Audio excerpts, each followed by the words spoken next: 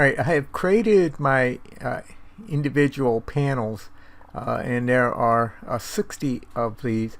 And if I zoom in, so there's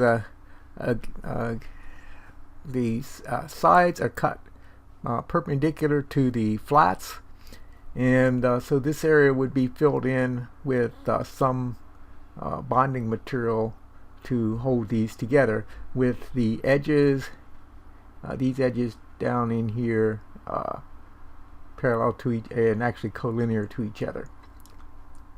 So I'll take a little bit of a look at how I did this, and I'll go through into more detail if there's interest.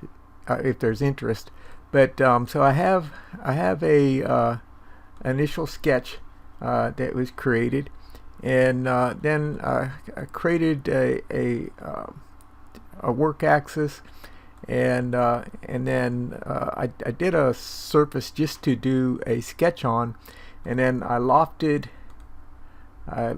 this surface. Let me turn off the visibility of the original sketch. Alright, and then I did this second work axis that really isn't needed, but I'll go down, and so I thickened this first panel from the surface body.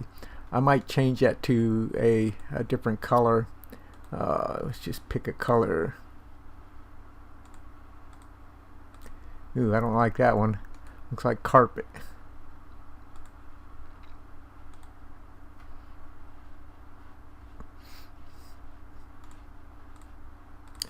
Okay, and then now really all of the panels are identical, so really all we need is just that first one and we're done.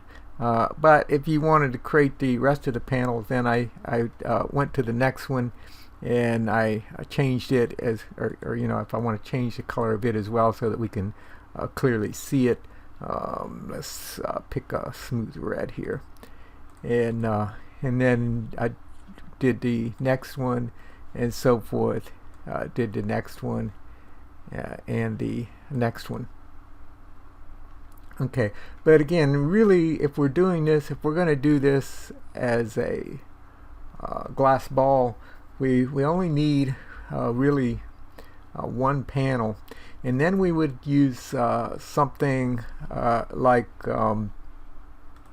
the Inventor Nesting program to lay these all flat for cutting from a sheet. Now, I haven't used the nesting utility or the Inventor Nesting tool, and so I might try that in the future just to see how that works.